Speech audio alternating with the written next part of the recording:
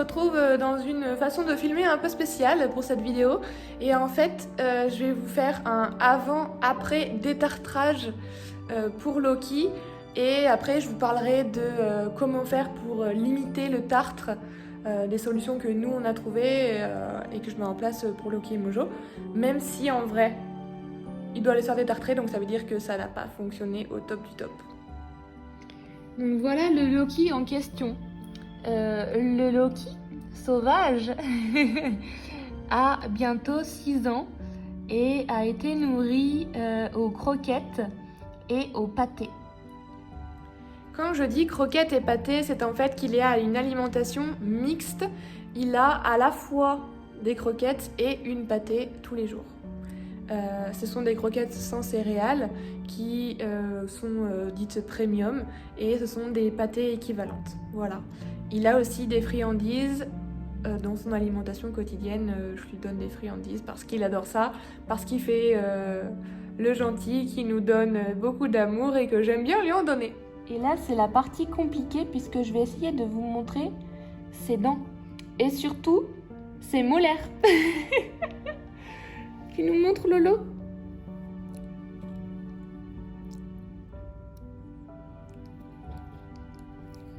On a dû voir les dents du fond.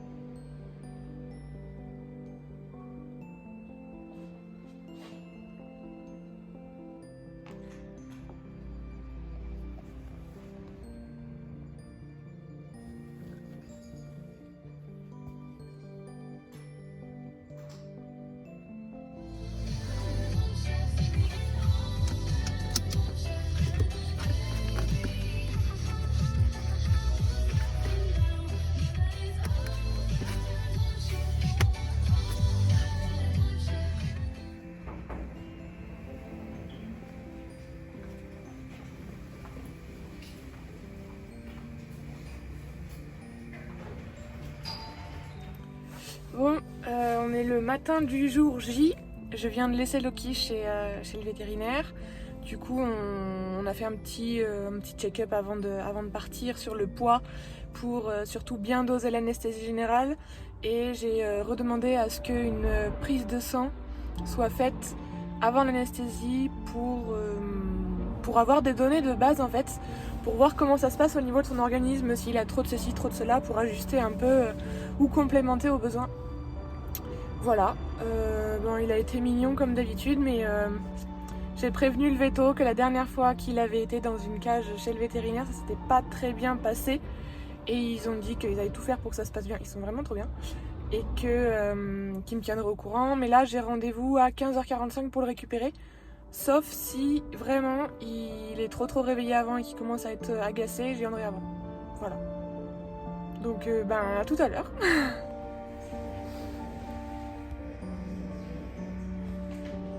On vient de rentrer, il est 4h15 et j'ai pas encore sorti Lolo de la caisse de transport. Je vais vous montrer. Coucou mon Lolo. Coucou. Il y a Mojo qui est trop content de le voir.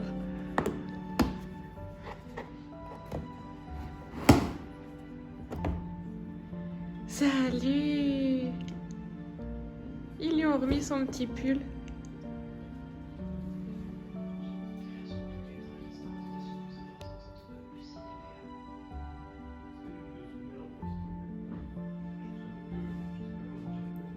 Salut. Oh coucou, t'as bavé mon chat? T'as de la bave et t'as un petit pansement. Oui, on va l'enlever plus tard. Le vétérinaire m'a dit que je pourrais enlever le petit sparadrap si ça le gênait, et vu que ça le gêne, je vais l'enlever. C'est en fait l'endroit où il a fait la prise de sang et la pose du cathéter. Attends Lolo. Oulala, oulala, oulala. Attends. Voilà. Doucement Lolo. Doucement. Hop. On va enlever le petit pansement, d'accord? Doucement, t'es encore un peu dans les vapes là.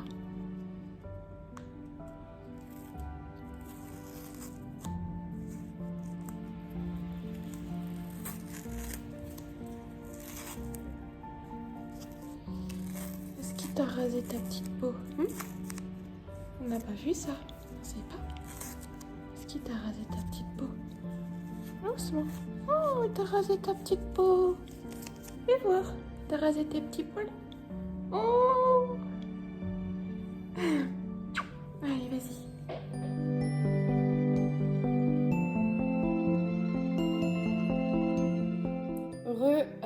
Alors, pour ce qui est du détartrage en lui-même, comment ça s'est passé, ce qu'a dit le vétérinaire et tout. Donc, j'ai posé Loki à 8h le matin chez le vétérinaire, qui l'a ensuite pris en charge. Et lui, du coup, il a fait une prise de sang. Il a ensuite sédaté Loki pour lui tondre la patte et lui poser le cathéter pour le mettre sous anesthésie générale. Et dès qu'il était endormi et anesthésié, du coup, il a pris ses petits outils, sa fraise, comme chez un dentiste pour humains, et il lui a mis un appareil dans la bouche pour écarter la gueule, pour aller détartrer les dents du fond, surtout. Donc il a bien fait dent par dent, bien détartré chacune d'entre elles. Il lui a nettoyé la bouche, et après il l'a mis dans une cage pour qu'il se réveille. Moi, ce qu'il m'a dit, c'est que ça s'était très bien passé, qu'il n'y avait eu aucun problème et que le tartre n'était pas... qu'il y en avait beaucoup, certes, mais que c'était pas très très incrusté et que du coup ça n'avait ni abîmé les dents ni les gencives, donc c'était une très très bonne nouvelle. Voilà. Et l'intervention en elle-même est plutôt rapide, mais il garde le chat longtemps à cause de l'anesthésie générale pour voir s'il n'y a aucun souci au réveil et pour être sûr qu'il reparte à la maison bien réveillé et en bonne santé. Et oui, autre chose que je vous ai pas dit, c'est que chez mon vétérinaire, le détartrage ne se fait pas avec... Enfin, ils grattent pas la dent, donc ils abîment pas l'émail, mais ils le font par ultrasons. Je trouve ça génial. Donc il y a plusieurs façons de le faire, mais chez nous c'est aux ultrasons. Alors du coup, là, l'acte de détartrage ultrason, ça nous a coûté 99 €. Voilà.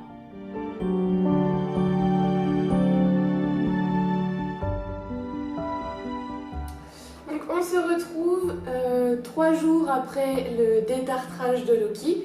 Et aujourd'hui, du coup, je vais vous montrer quelles solutions on a mis en place pour limiter le tartre, que ce soit chez Loki ou chez Mojo. Et je vous montrerai aussi comment je fais, comment j'utilise ces solutions pour limiter le détartrage. Donc, pour commencer, il y a les bâtons de Matatabi. Ce sont en fait des petites branches d'arbustes qui ont une odeur particulière et qui généralement plaisent beaucoup aux chats. Le Matatabi est en fait un peu euphorisant comme peuvent l'être la catère ou la valériane pour les chats et du coup ça leur donne envie de mâchouiller. Comme vous pouvez le voir si j'arrive à faire le focus. Ça leur donne envie de mâchouiller le bâton.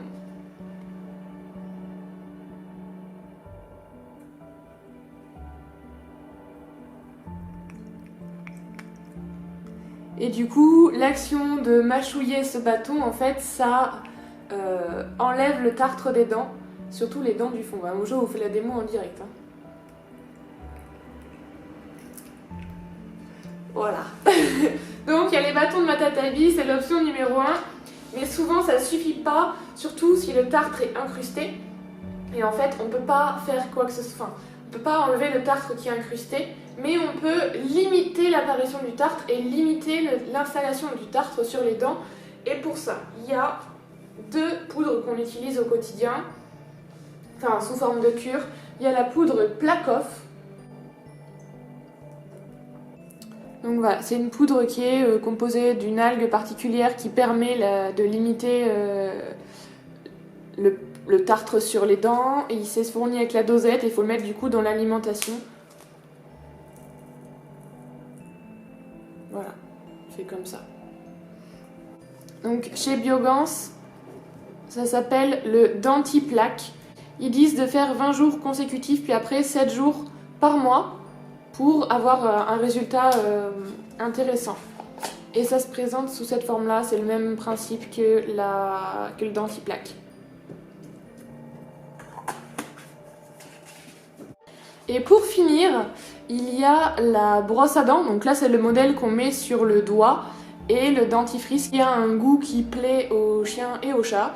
Là c'est écrit que c'est un délicieux goût de foie pour anti-plaque, anti-tartre avec 2 enzymes à l'intérieur, donc ça c'est du marketing, mais voilà, en fait l'action de frotter sur les dents plus l'action de anti-plaque et anti-tartre permettra au tartre du coup de ne pas s'installer ou de moins vite s'installer sur les dents de vos animaux. Et du coup je peux vous montrer comment on fait si vous voulez. Viens voir de l'eau. Allez viens. Donc, hop, j'ai sorti les gants, les gants. Les brosses à dents, c'est les deux mêmes. Hein. Tac. Je prends le chat.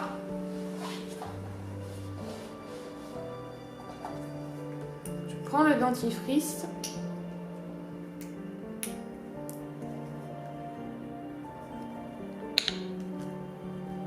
On met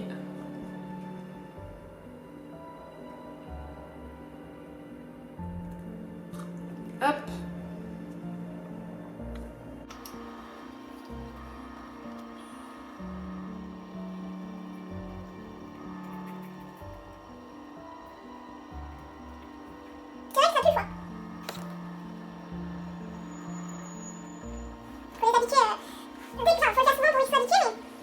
Je vais le faire avec Mojo.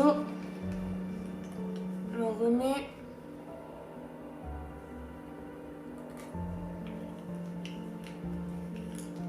Oh mince, je le ferai après. Tu vois? Tu veux manger? Bah attends, tu vas voir.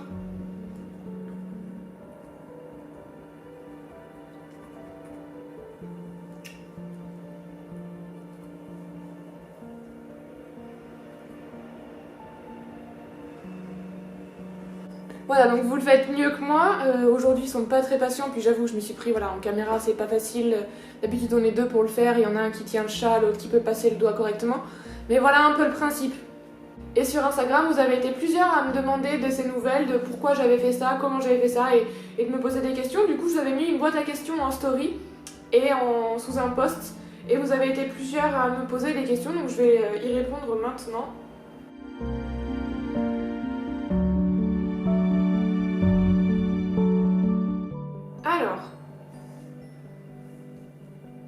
Alors pourquoi j'ai emmené Loki se faire détartrer les dents et comment j'ai vu qu'il fallait que je le fasse. Alors pourquoi je l'ai emmené? Parce qu'en fait le tartre quand il s'installe sur les dents ça peut les déchausser, les abîmer, les faire tomber et du coup créer des douleurs et ça peut abîmer les gencives aussi, ça peut provoquer des gingivites et ça c'est pas bon du tout. Du coup le chat a du mal à s'alimenter, il devient vraiment agressif parce que ça lui fait mal. Et il a une très mauvaise haleine. Après ça c'est du confort pour nous, hein, mais voilà. Donc pourquoi je l'ai emmené? Pour pas que ça crée tous ces problèmes là. Et comment j'ai vu qu'il fallait que je l'emmène? Donc déjà je trouvais qu'il se sentait pas bon de la gueule. Les chats ils ont pas non plus une haleine extraordinaire au quotidien, mais là vraiment j'avais noté que ça sentait pas bon du tout.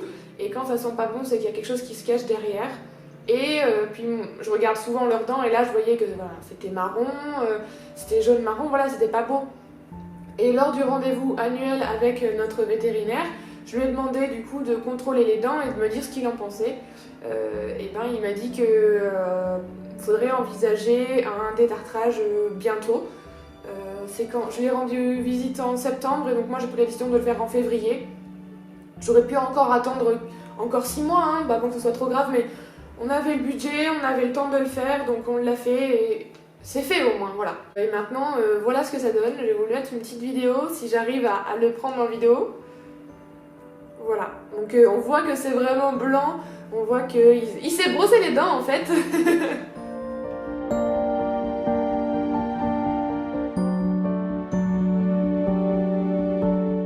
Est-ce que c'est obligatoire? Alors, c'est à vous de voir si c'est nécessaire ou pas. Il y a certains vétérinaires qui ne font pas de détartrage, d'autres qui le recommandent. C'est pas obligatoire, c'est selon ce que vous voulez pour votre chat. Comment peut-on le voir? Eh ben, il y a deux choses que je vous ai dit juste avant. La laine, s'il pue vraiment, c'est qu'il y a quelque chose. Et la couleur des dents. Si les dents du fond sont marron, c'est qu'il y a du tartre.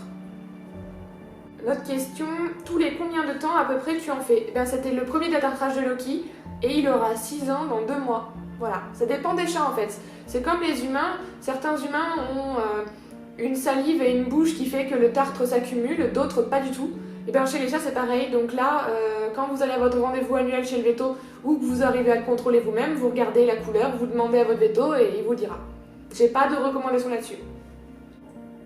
J'ai eu plusieurs questions aussi sur les gingivites. Là-dessus je sais pas trop quoi vous recommander parce qu'ils en ont pas. Les gingivites parfois ça vient du tartre, parfois d'autres choses. Ben j'ai pas ce problème à la maison. À quel âge le tartre arrive-t-il? Il n'y a pas d'âge. Il n'y a vraiment pas d'âge, ça dépend, comme je disais, de la salive, si elle est plus acide ou si elle est plus basique, ou ça dépend de votre chat, vraiment, et puis l'alimentation qu'il a. Je sais que les chats qui mangent que de la pâtée, souvent le tartre s'installe plus vite parce que les dents frottent pas contre des aliments durs, mais si vous lui donnez des bâtons de matatabi, ça peut résoudre ce problème. Ça dépend vraiment de chaque individu, comme chez les humains. Il y a des jeunes, à 18 ans, ils vont avoir vraiment du tartre incrusté. D'autres personnes, jusqu'aux 50 ans, ils auront rien.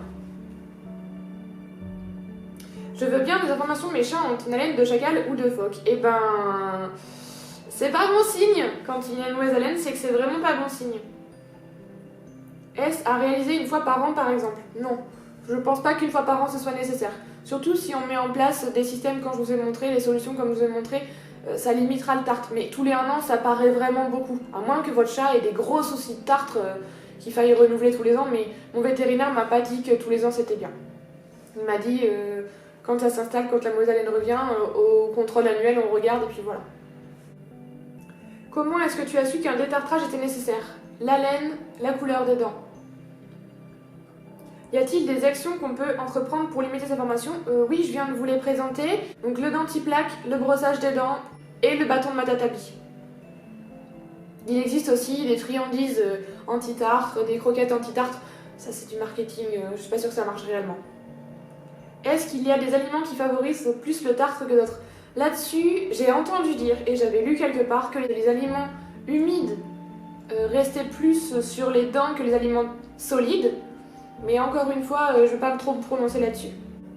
Donc voilà, c'était vos questions. Il n'y en a pas d'autres. J'espère avoir répondu à vos interrogations et vous avoir un peu aidé à la compréhension de ce que c'est le tartre et comment faire pour le limiter. Et l'expérience aussi du détartrage avec Loki. Et voilà, donc je vous souhaite une bonne journée et à bientôt!